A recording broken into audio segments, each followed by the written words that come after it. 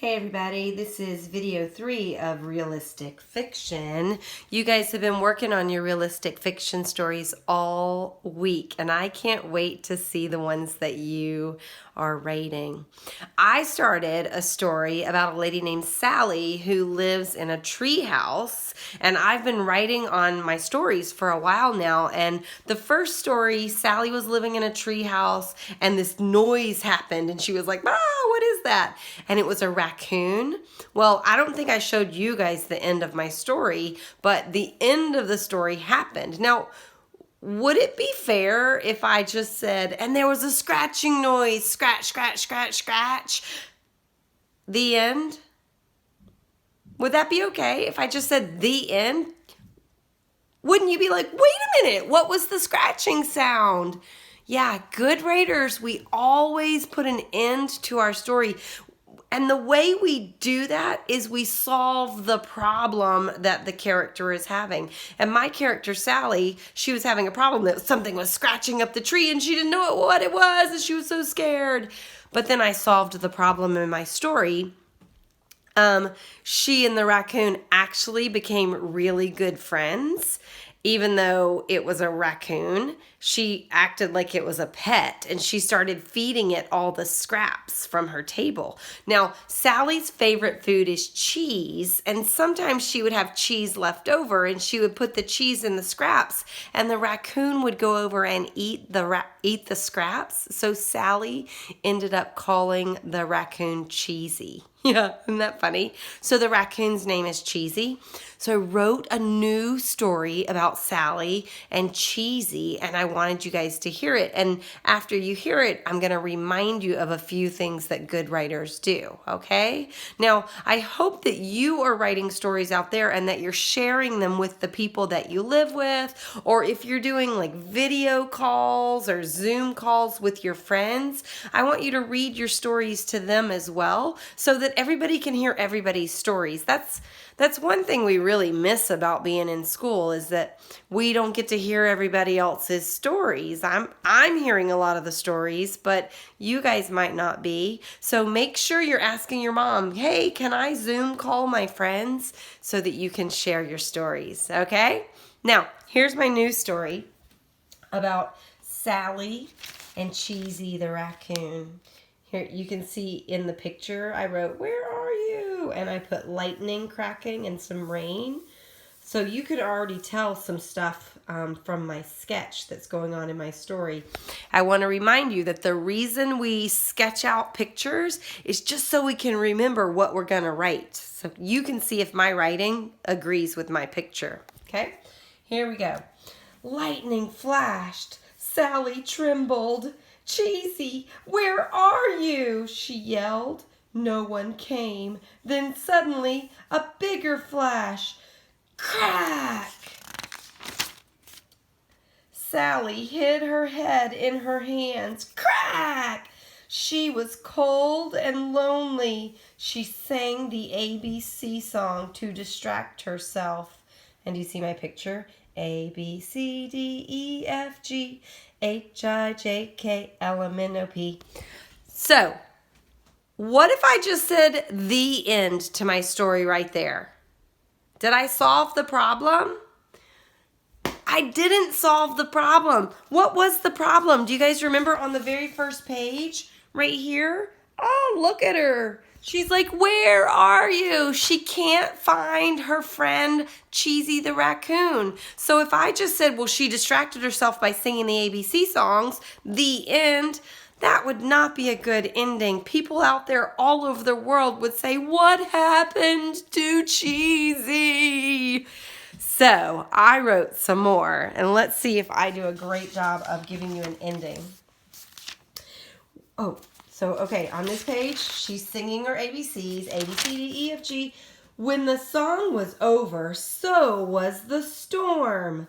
Sally heard a familiar scratching sound. It was her good pal, Cheesy the raccoon. "Where have you been? I was so worried about you," Sally exclaimed. Sally dried Cheesy off with a towel, and they settled down for a relaxing book. Everyone was safe at last. So look, in this one, is she worried anymore? Is she going kind of crazy, worrying about her little friend the raccoon? Nope.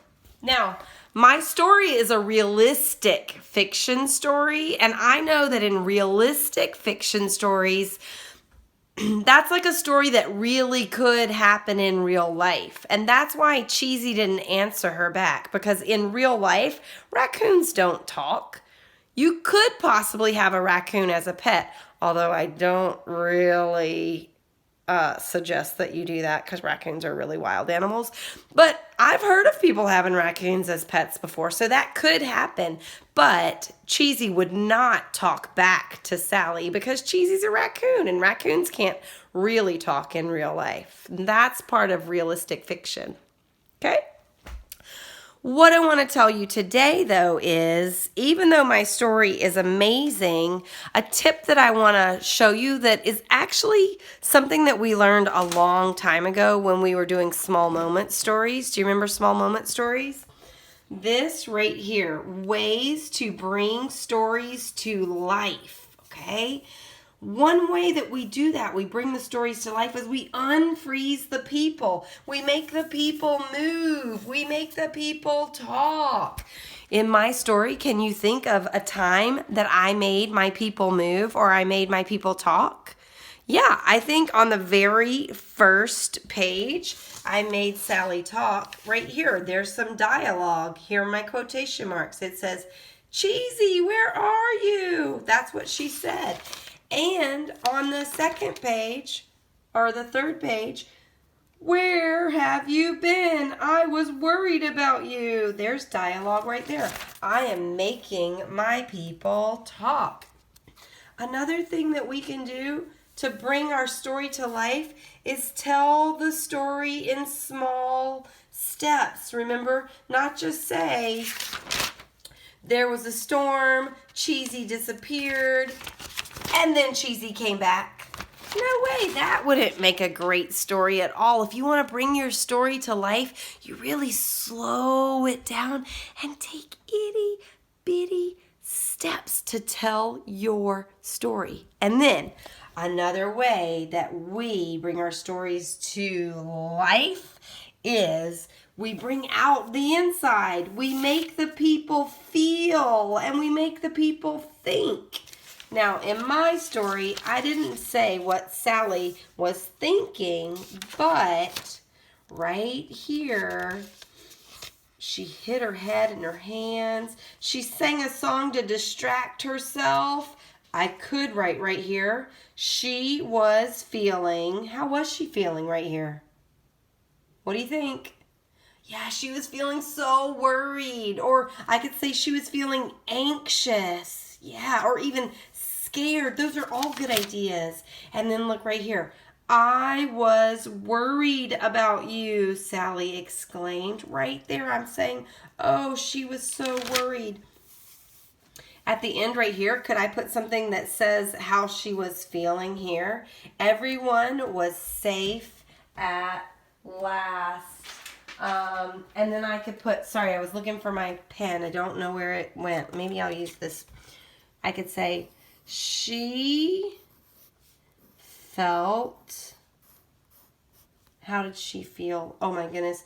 I think she felt relieved. Do you know why I think she felt relieved?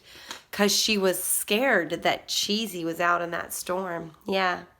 Okay, so you guys, I know that you are writing your stories. I heard a couple of them this morning. I want you to keep writing. Now, this week, if you've been doing your journal instead of stories, that's totally okay. And if you want to start realistic fiction stories next week, go back and watch video 1 and then watch video 2 and then watch video 3 so that you watch them in order as you're writing. It's okay if you do them on a different day. Okay? All right. Happy writing. How many of you out there are writing in your journal and writing realistic fiction? Oh, a lot of you. Yeah, I know Marjorie wrote about her office, and Diego's been writing about his dad giving him a haircut. And you guys have been writing about so much stuff. I've been listening to you. Okay, keep writing because good writers, they write. That's what we do. I'll see you guys later.